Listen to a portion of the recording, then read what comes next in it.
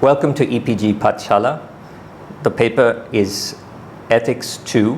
The module is Critique of Morality. I'm Akash Singh Rathore from the Lewis University of Rome. The objectives of this module will be to understand the critique of morality, primarily Nietzsche's, from the Western tradition. Within the Western philosophical tradition, the critique of morality goes back to the very origins of philosophizing about morality. The dialogues of Plato take up questions about virtue and vice, right and wrong, justice and injustice, seeking always to defend the virtuous, the right, and the just. That is, seeking always to defend morality. The Sophists, early Greek philosophers for hire, were deeply critical of conventional morality.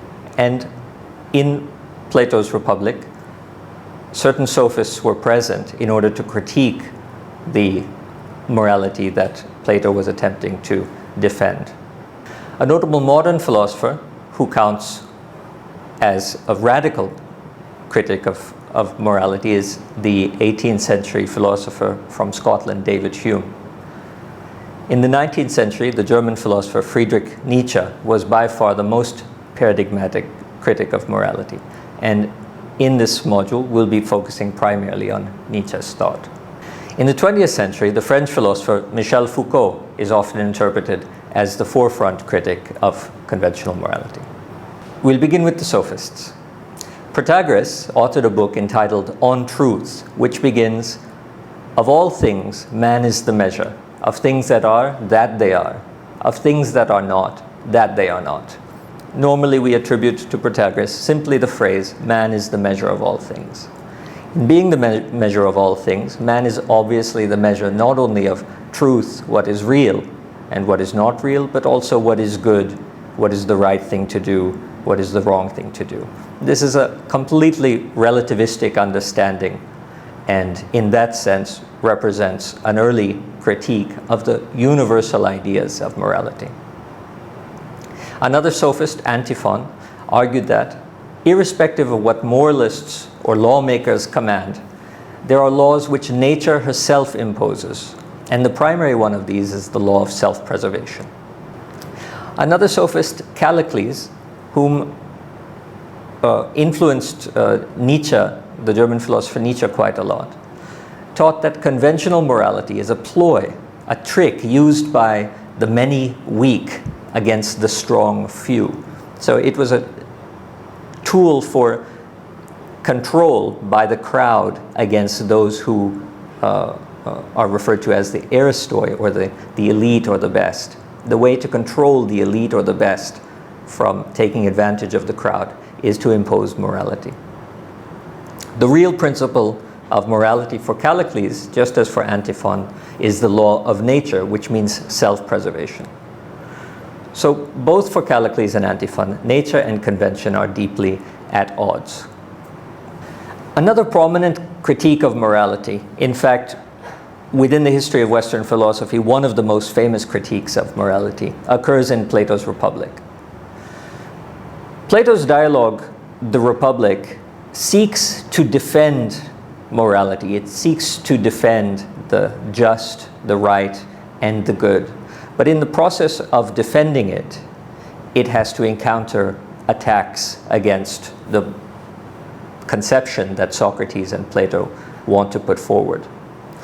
In the Republic, the sophist Thrasymachus appears. The name Thrasymachus is interesting because the root word is mache, which means to make war. And Thrasymachus is described by Plato as being very violent and having a ruddy complexion that gets so full of blood that Socrates actually steps back in fear. The sophist Thrasymachus ridicules Socrates' attempt to establish justice, and he puts forward a critique, a very radical critique that we hear in other sophists like Callicles and Antiphon. Thrasymachus says, "I posit that the just is no other than the advantage of the stronger." To conceive of justice, which is a sovereign virtue, a cardinal virtue, as nothing other than advantage over the other, which is to say, seeking advantage of the over the other, self-interest, like Callicles and Antiphon said, or the fact that some have natural advantage over the other, is a very thoroughgoing critique of our normal sense of morality, which postulates the just, the right, equilibrium, harmony, and other democratic values. Socrates attempts to refute Thrasymachus, but in the process, the argument becomes quite heated, and Socrates has to take some time to cool off. And in Plato's representation of this battle between the just and the sophistic argument that the just is nothing but advantage and seeking advantage, Plato's representation of this is supposed to, in itself, teach us something about the nature of morality. The equanimity with which the Socratic position finally overcomes the Thrasymachus position is supposed to serve as some sort of a lesson against the sophistical critique of morality. This comes out in one passage or expression of Socrates that has become quite famous. He says, "There must even be justice amongst thieves." In other words, justice must be the supervening virtue over seeking advantage, over self-interest, over exploitation and power. Because even those with whom you band together to seek advantage requires a certain kind of justice or compromise. If two thieves get together to rob another man, they must at least establish certain principles of justice, or it becomes total anarchy. Socrates' response to Thrasymachus, that justice is nothing other than the advantage of the stronger, then relies on a prior condition than the sophistical claim that we are seeking always and forever our self-interest. And in this respect, Socrates refutes the critique of morality, and Plato, through the dialogue, attempts to suggest that the moral position is somehow superior than the critique of morality. Another interlocutor in Plato's dialogue, an interlocutor is one of the characters who appears in the dialogue, is Glaucon. Now, Glaucon is not a sophist. In fact, in historical terms, he was Plato's own brother. He appears in the dialogue as a student of Socrates, someone who agrees with Socrates and wants to learn from him, but is nevertheless surrounded by the intelligentsia, the critics and the skeptics, who are always posing very difficult questions. So he wants to pose his own critique of morality towards Socrates in order to hear what Socrates' response is, so he's empowered to give a reply to the sophists. Glaucon states that while he doesn't believe this, many people say that justice is in fact just a necessary evil. It's not a good in itself. It's a necessary evil that we must suffer for the rewards that it brings. And this fits in quite well with Socrates' reply to Thrasymachus that there must even be justice amongst thieves. Just because there's justice amongst thieves doesn't mean that justice is a good in itself.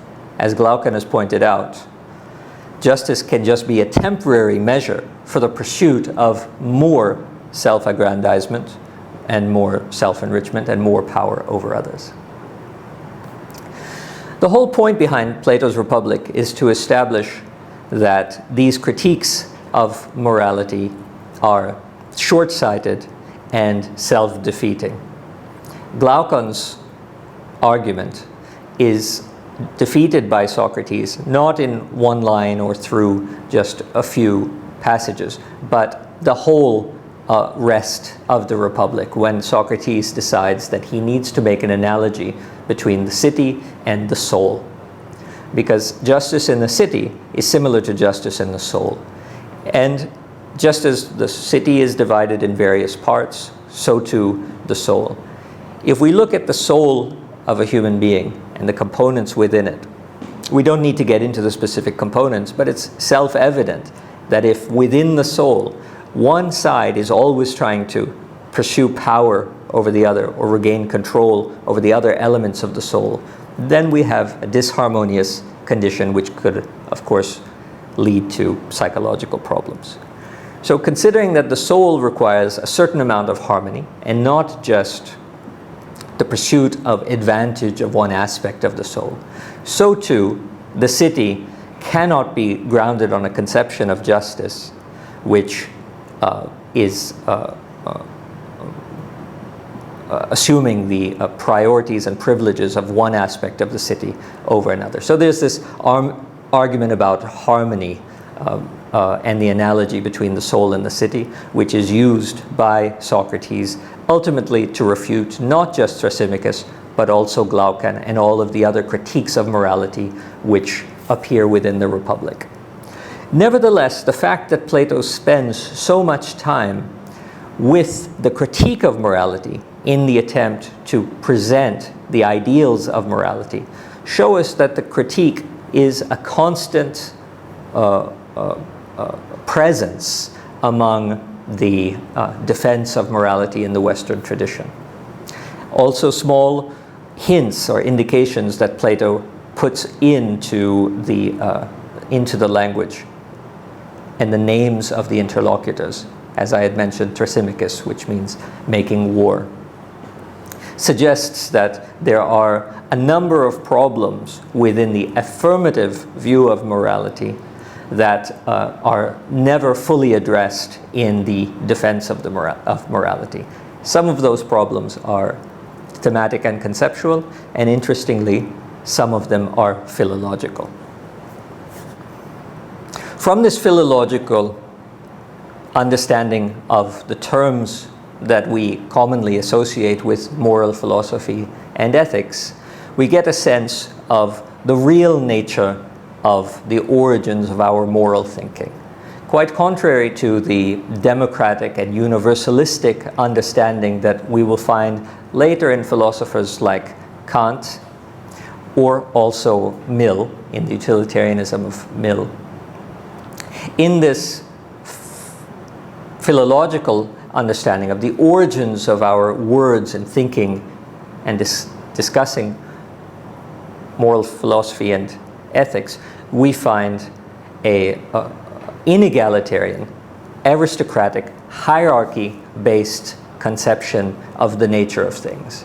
That conception of the nature of things was shared by the Sophists, and it was very prominent in Plato and in Aristotle's time. Even when the Greek advocates of moral and ethical thinking, like Plato and Aristotle, or critics of moral and ethical thinking, like the Sophists, were struggling with these terms, the defenders of moral and ethical thinking in the Greek world were nevertheless preoccupied with the way in which the terms that we use to discuss moral and ethical philosophy are grounded in very elitist and hierarchical conceptions and words. The order of things in pre-modern times was, of course, hierarchy. So how do you determine what is the right or the good? It's always reflected through those hierarchies. What do the best people do? That is what it's good to do. When we move to modern times, we enter an era where egalitarianism and universal equality, capacities of the human person are considered shared. For example, the capacity to reason, which will become important in Kant's moral philosophy, or the fact that we all feel and pursue pleasure and pain, which becomes very prominent in consequentialist moral philosophy. This universalization of the grounds of moral thinking runs quite contrary to the hierarchy of pre-modernity. As we move into modernity, we have once again philosophers who are promoting and advocating for the universality and truth of morality, and concomitantly its critics. By far the most controversial and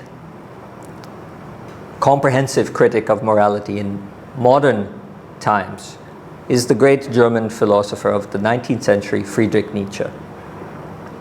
Nietzsche's critique of morality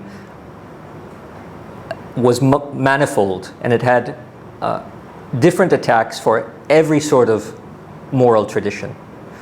The Kantian tradition, based in reason, so grounding moral law in man's rationality, was criticized by Nietzsche extensively.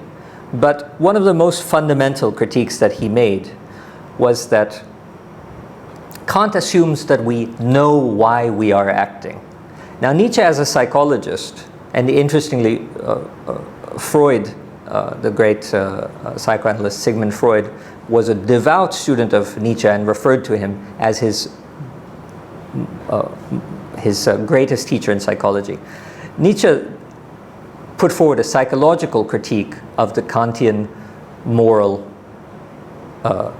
philosophy grounded in rationality, which was that to assume that human beings are indeed rational or have access to reason is to make an illicit assumption that none of us has the right to make. Which person really knows the grounds of his action? Which person really knows why he does what he does? In fact, we often find that it's only others who know why we do what we do. If that's true, then grounding moral obligation in reason is tenuous at best, given the fragility of human psychology.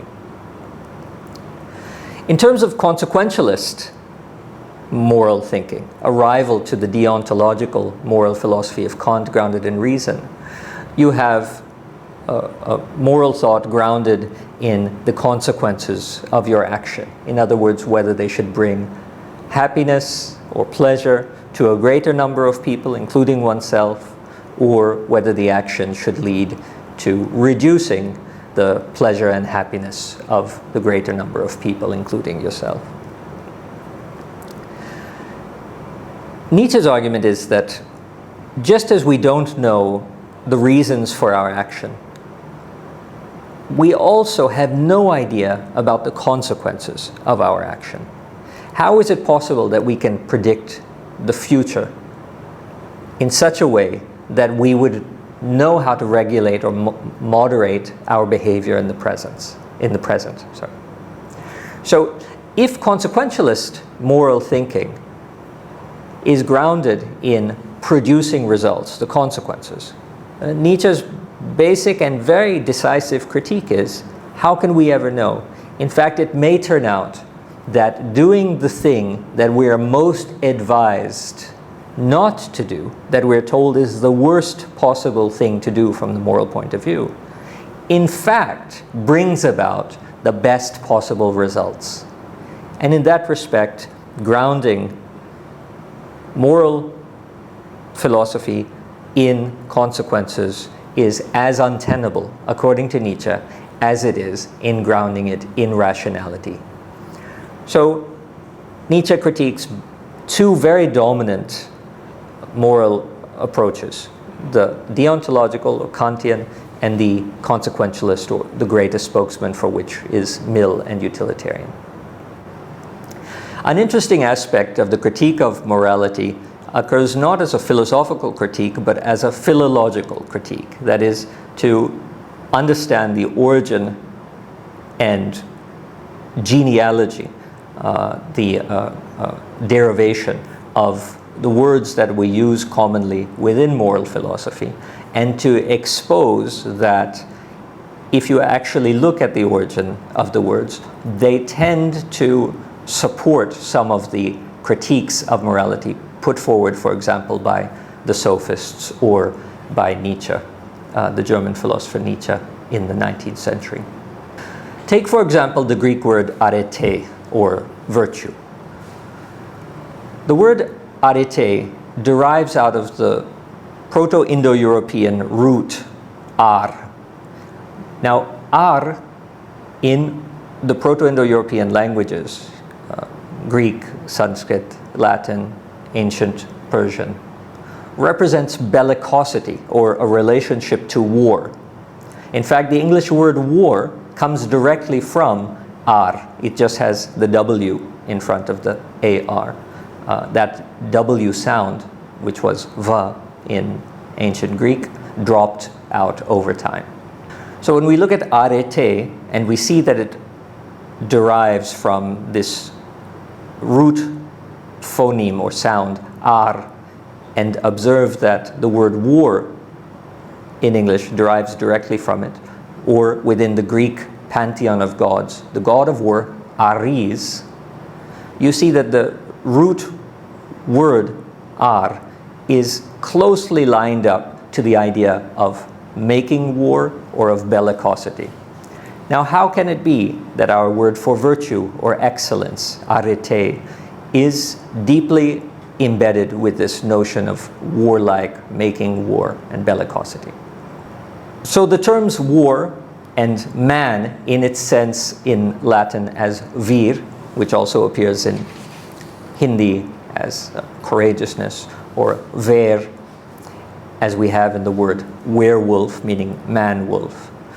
This vir, or virtue, are also fundamentally related, as are arete and Ares. So in both the root word for arete, or virtue in the Greek language, and virtue itself in Latin, we have an etymological grounding in the concept of manliness, courage, war-making, and bellicosity in the Western tradition.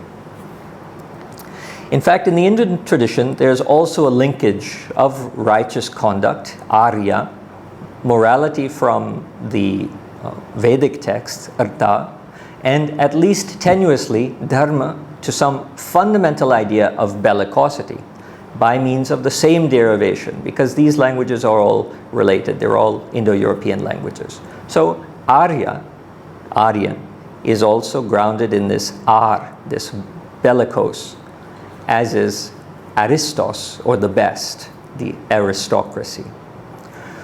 So what the philological critique attempts to do is to show that the very words that we use to represent moral perfection or moral ideas are actually grounded in warlike concepts of masculinity, domination, and bellicosity.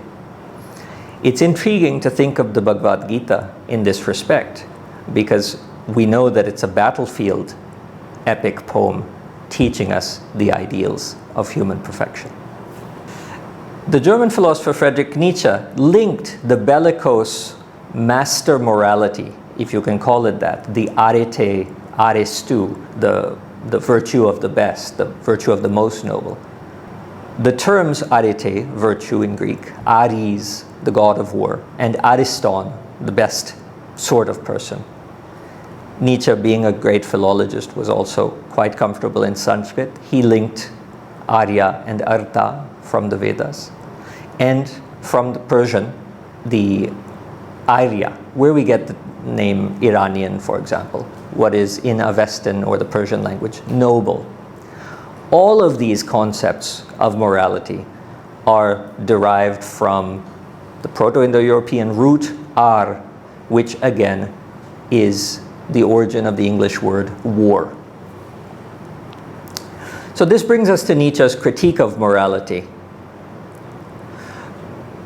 When Nietzsche had firmly established philologically that our ideas of morality are indeed somehow grounded in the very critiques that the Sophists had made about morality, that we consider it in some way natural and objective, when in fact it is a convention imposed to cloud or cover over the real state of things, which is that the best, the aristoi, are pursuing their own perfection, arete, and in the process, they don't really care about the many or the people, hoi polloi, or the demos. Nietzsche extended this basic philological understanding into also conceptual critiques of morality. If you take the Kantian imperative, the moral philosophy of Immanuel Kant, which tells us to act as if, in other words, to treat all people as an end in themselves and not merely as a means, to universalize your thoughts in order to generate what it is that ought to be done. If we take these basic universalist approach to morality, then, according to Nietzsche, it's doomed, because human beings don't really know why they act. This is one of Nietzsche's first critiques after the philological one, which is a psychological one. Human beings are not entirely sure why they do what they do. And if that's the case, how is it that we can ground the universality of morality in the reasons about doing what we do? Another critique that Nietzsche made against dominant ideas in moral philosophy was a critique against consequentialism. So if you take the Nietzschean critique against deontological moral thinking, which is grounded in rationality, Nietzsche's critique is that rationality is at best tenuous and we're not necessarily connected to our reasons. He then moves on to a critique of consequential moral philosophy, what we can consider in some respects a utilitarian, or in Nietzsche's own times, the suggestion to do good for the consequences that it necessarily entails, and to avoid doing wrong because of the bad consequences that necessarily arise. Nietzsche again says we don't really know the full consequences of any act. In fact, it may be that if I do something quite heinous in the eyes of those around me, the consequences may be far better than if I were to impose the social standard and do what, according to the social standard, I was supposed to do. As we're unable to know the consequences of any act, the consequentialist imperative to do good in order to bring about good effects is faulty, as it suggests that we have an adequate knowledge of the future that we don't have. Nietzsche was also quite deterministic. There was a doubt about whether human beings are free to act the way that they would want to act, rather than how they're biologically determined to act. So there's something of a determinist strain in Nietzsche's thought.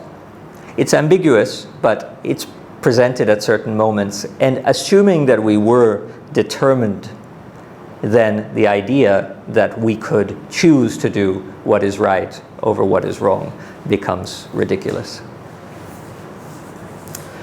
Nietzsche's critique of morality was not merely destructive. He spoke about philosophizing with a hammer and shattering idols and things like that, but this was not a purely destructive act. One wonders, reflecting back on the Sophists, whether there was anything constructive about the Sophist critique of morality. But with Nietzsche, there's certainly a constructive aspect to his critique of morality.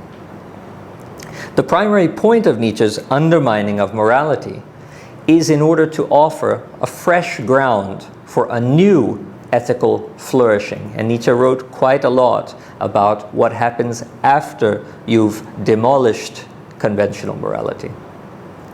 Nietzsche's call is for those very few who are capable to sacrifice the present for the sake of a philosophy of the future. Now, morality tells us what to do here and now. Nietzsche says we have to overcome that morality in order to open up the horizon for new possibilities in the future. In this respect, Nietzsche seeks a new sort of man. He calls it the overman. It's the Übermensch. It's commonly translated as the Superman. That man who transvalues or rises over and above the values of his day. He projects himself into the possibilities of the future to see what the future may bring.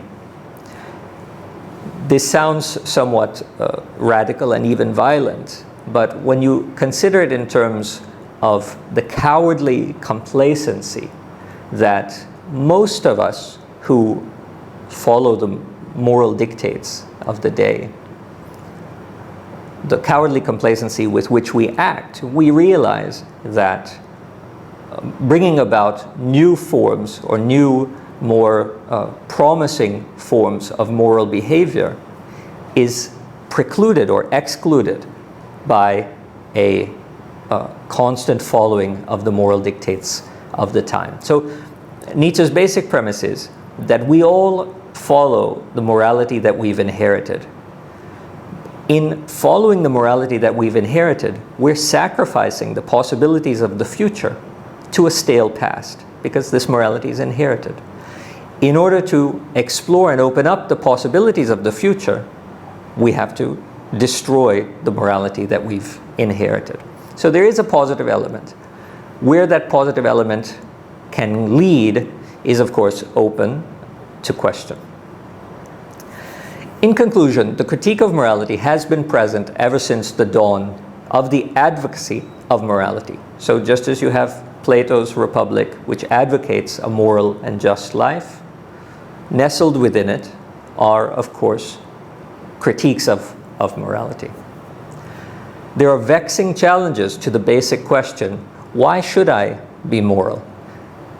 Philosophers from Aristotle to Kant to Mill, in other words, virtue ethics in Aristotle, the deontological ethics in Kant, or consequentialist ethics in Mill, and so many others, believe that they've offered compelling answers to the question, why should I be moral? As we've discussed, the German philosopher Friedrich Nietzsche rejected all of those answers systematically. His aim behind this destruction was intended to be positive. The outcome remains ambiguous. Thank you.